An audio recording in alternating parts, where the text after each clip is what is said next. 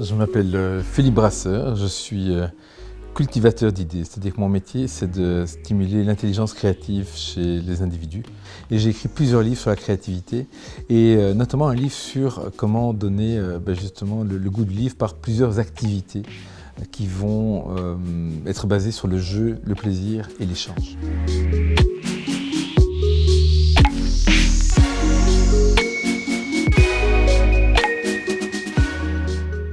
Alors, la question, c'est comment donner aux enfants le goût des livres. Malheureusement, beaucoup d'enfants associent le livre encore à l'école et à l'apprentissage. Et pour certains enfants, il n'y a pas de rapport au livre basé sur le plaisir, etc. Parce que systématiquement, les livres ont été utilisés à des fins de contrôle, d'apprentissage uniquement. Et donc, mon métier, en partie à travers les livres que j'écris, c'est d'essayer de faire retrouver ce plaisir du livre par le jeu, le plaisir et la relation surtout. Par ces activités basées sur le jeu, le plaisir, l'échange, eh bien, l'enfant va prendre vraiment goût à l'objet qu'est le livre. Vous voyez, ici, derrière moi, il y a plein de livres. Il va y voir bien autre chose que simplement un support pour apprendre à lire.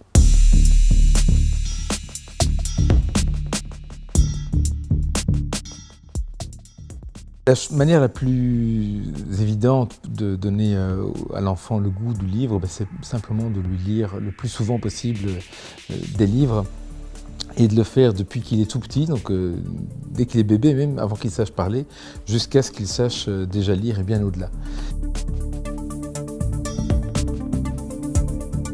Une des clés, c'est de proposer aux enfants une grande variété de livres. Souvent, un enfant qui ne lit pas, c'est un enfant qui n'a pas été confronté aux livres qui lui donneraient à lui l'envie de lire. La première chose, c'est donner le goût à la lecture, donner le goût au livre, mais quel livre proposer à l'enfant ?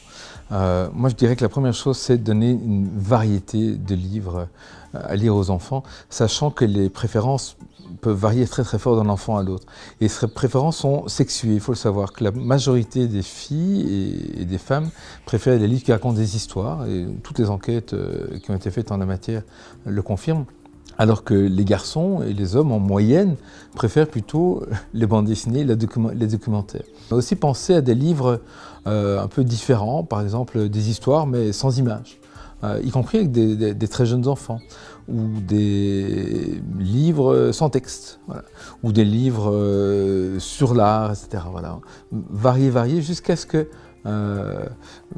l'enfant peut-être trouve le genre de livre qui le motive vraiment et vers une lecture plus autonome, le cas échéant.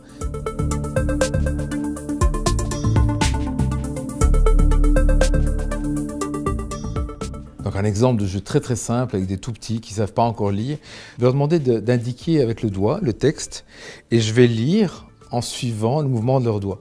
Donc peut-être qu'au début, ils ne sauront pas que ça se lit de gauche à droite et ils vont faire à l'envers. Et moi, en bon soldat, je vais lire à l'envers. Maison, ça, balaya, en. Voilà. Donc il va comprendre qu'il faut lire de gauche à droite et qu'il y a un certain rythme aussi. C'est-à-dire que s'il passe trop vite, un jour on balaye dans sa maison, voilà, il va se rendre compte qu'il y a une direction et un rythme à suivre pour découvrir le texte. Mais rien que ça crée une interaction très complice entre l'adulte et l'enfant. Si mes enfants avaient adoré La souris et le voleur, eh bien, ne pas hésiter à raconter 5, 6, 7, 8, 10, 15 fois s'ils le demandent.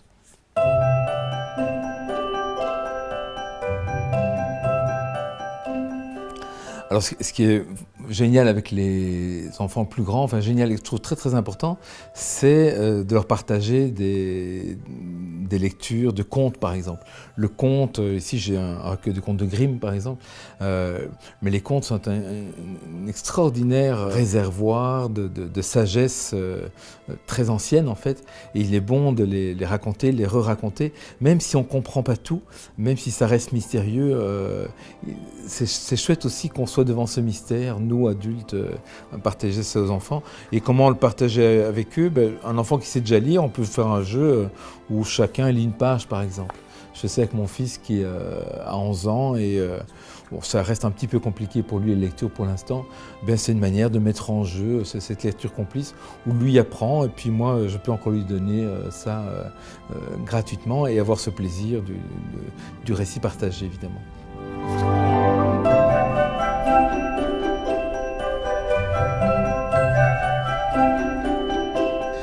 Alors une autre question, c'est où et quand lire ou partager la lecture avec les enfants. Le plus traditionnel et très très important, c'est de le faire au moment du coucher. Et on dit que ça rassure profondément l'enfant d'avoir cette proximité avec l'adulte à ce moment-là. Et les jeunes enfants, ils vont garder le livre dans leur lit parfois, parce que le livre va être un peu comme un objet transitionnel, comme un doudou. Au-delà de ça, on peut lire des livres à des endroits et des moments plus incongrus, par exemple, un peu comme faisaient les moines, on pourrait lire un livre à table, il y en a un qui lit pendant que les autres mangent. On pourrait lire, et ça on fait souvent en famille pendant qu'on fait un voyage, même pas trop long, même un voyage d'1 heure, mais on va ouvrir un livre et on va le lire, parce que c'est l'adulte qui ne conduit pas peut lire un livre aux enfants à ce moment-là. On peut le faire dans le bain, on peut s'amuser avec une histoire qui fait un petit peu peur, on éteint la lumière, on lit le livre avec une lampe de poche. Ou si c'est en été, on peut les se mettre sous un arbre au jardin et lire un livre dans la nature. Donc varions les moments où le livre va être cet objet complice et qui permet une relation un peu différente entre nous.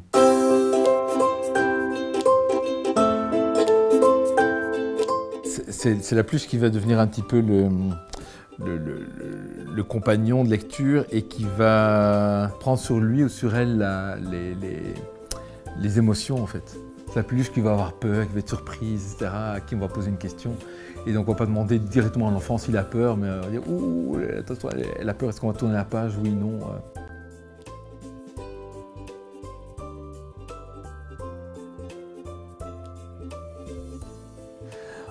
Quand on parle de lecture, on parle souvent de lecture de texte, mais en fait, avec les jeunes enfants, on peut aussi faire de la lecture d'images et se poser ensemble devant toute la richesse que proposent certaines images, comme ici dans un album de Babar. Mes enfants aimaient beaucoup qu'on la regarde ensemble et puis on faisait des jeux comme eux montraient un objet ou un endroit avec leurs doigts et puis moi je leur disais vroom, vroom, comme ça. Ou bien ils mettaient le doigt sur un personnage et puis je devais dire ce que dit ou pense ce personnage. Elle dit eh bien il y en a du monde à la gare aujourd'hui, des choses comme ça. Ou bien alors chacun pouvait choisir dans quel endroit de l'image il aimerait être. Ah moi j'aimerais bien être au restaurant en train de manger une bonne saucisse. Oh ben moi j'aimerais bien être près de mon petit canari en train de lui faire des doudous. Et on voit que cet objet qu'on considérait comme un chouette objet qui parle à notre imaginaire, etc., peut vraiment avoir un sens pour nous personnellement, quoi, qui devient notre livre, pour avoir une relation avec cet objet.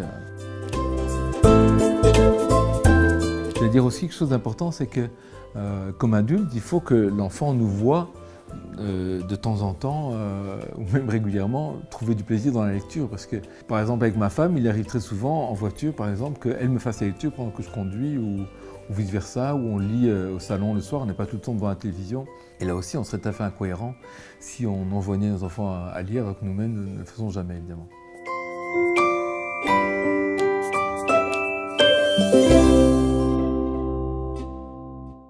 Les livres, c'est des objets à lire, mais on peut très bien jouer avec eux et du coup en faire encore plus des objets de plaisir, de complicité.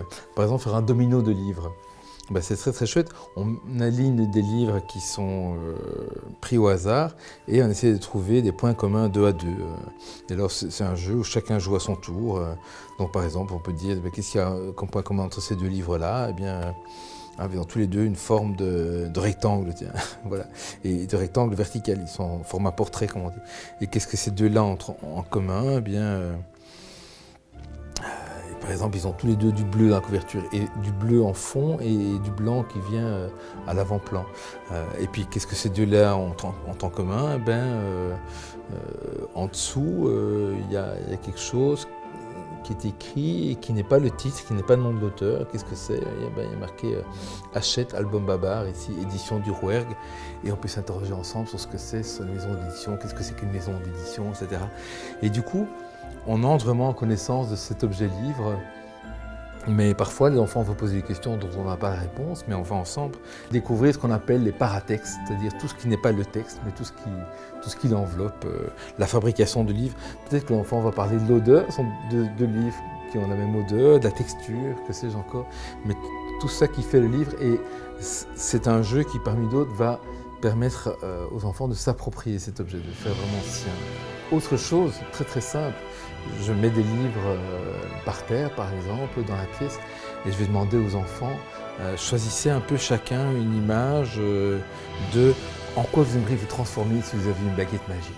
Ben voilà une activité qui donne vraiment aux enfants le goût d'entrer dans le livre et d'y chercher autre chose que de la lecture, mais vraiment une identification par imaginaire interposé et pouvoir dire « Ah, ben moi j'aimerais bien être un singe » ou j'aimerais bien être une grenouille ou un oiseau ou un avion, que sais-je encore. Et du coup, ça va lui donner envie d'entrer dans le livre après, de voir ce qui s'y trouve, en entrant d'abord par cette question liée à lui-même et à son imaginaire. Voilà.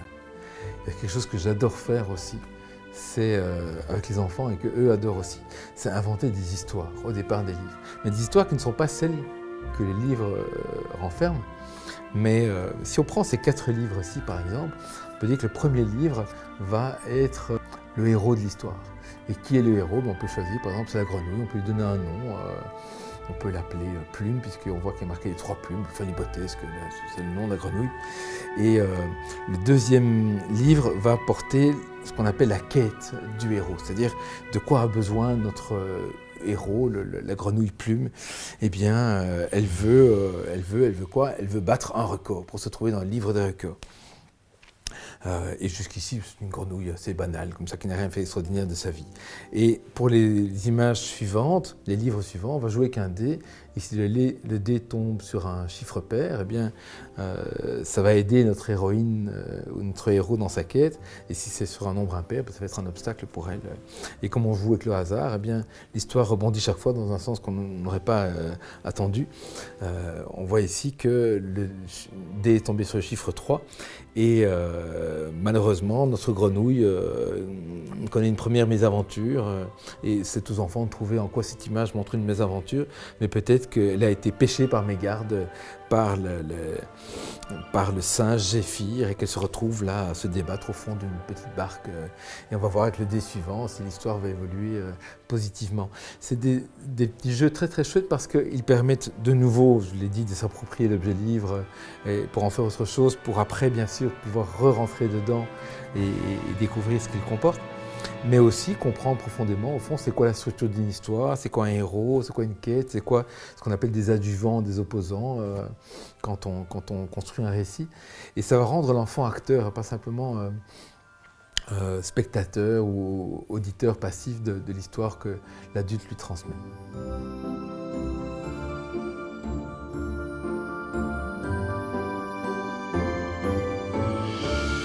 Alors, lire un livre, c'est un peu aussi comme offrir un spectacle aux enfants, donc il ne faut pas hésiter à le faire à fond et à ne fût-ce que transformer sa voix pour faire vivre vraiment chaque personnage. Par exemple, « Bonjour monsieur le juge », dit la souris. Hier, en balayant ma maison, j'ai trouvé un sou. Je suis allé chez le boucher, j'ai acheté de la viande, j'en ai mangé la moitié, j'ai mis l'autre moitié sur l'étagère, mais pendant la nuit, un voleur est arrivé et il m'a volé ma viande. Qu'est-ce que je peux faire? Le juge lui dit: c'est très simple. Voilà ce que tu vas faire. Rentre dans ta maison, mets du caca dans une assiette, pose l'assiette sur l'étagère, plante des clous à l'envers dans le mur, mets un serpent dans la bassine d'eau, cache un âne derrière la porte, accroche un coq au plafond et dors tranquille.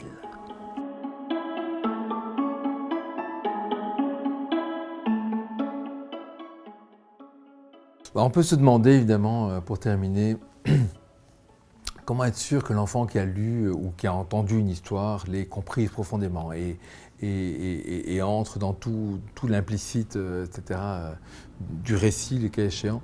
Je dirais que ça, c'est effectivement le rôle de l'école de travailler ça. Dans la sphère de la maison qui nous occupe ici, l'essentiel c'est de proposer à l'enfant régulièrement des récits riches, complexes ou des livres, parce qu'on a vu qu'on pouvait présenter autre chose que des récits, et que le faire régulièrement va permettre à l'enfant de comprendre profondément les enjeux de ces livres, de ces récits. Et il n'est pas nécessaire d'aller leur poser des questions après. Imaginez que quand vous allez au cinéma, à la sortie du cinéma, il y a quelqu'un qui est là qui vous demande « Alors, ça racontait quoi? Racontez-moi un petit peu, juste un résumé pour savoir, vous n'étiez pas endormi pendant le film comme ça. Et comment s'appelait le personnage principal d'ailleurs ?» Mais vous n'aurez plus envie d'aller au cinéma là, parce que vous savez qu'à la sortie de ce cinéma, il y a quelqu'un qui vous attend. Voilà.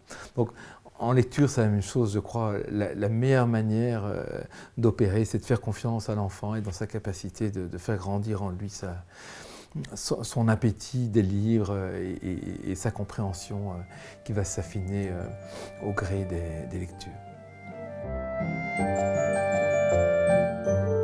Pourquoi lire et pourquoi lire des livres en particulier? Ici, derrière moi, il y a ces livres qui m'ont accompagné pendant toute ma vie jusqu'ici. Et le livre est vraiment une formidable porte pour se connaître soi-même, d'abord, pour comprendre son fonctionnement. Les romans sont des formidables miroirs. Pour comprendre le monde aussi, tous les livres documentaires permettent vraiment d'avoir une compréhension fine et des réponses aux nombreuses questions que se posent les enfants. Et puis les livres, je pense aux livres illustrés par exemple, mais les livres d'art également, ou les bandes dessinées sont des merveilleuses portes vers l'imaginaire. Et Gianni Rodari, à qui on doit le très beau livre La grammaire de l'imagination, avait cette phrase magnifique. Il disait « Pour se connaître, il faut pouvoir s'imaginer ». C'est parce que l'enfant peut s'imaginer autre et au-delà de ce qu'il est à un certain moment de son évolution, qu'il va pouvoir grandir. Les livres, ça sert à tout ça, et bien plus encore quand ils sont partagés.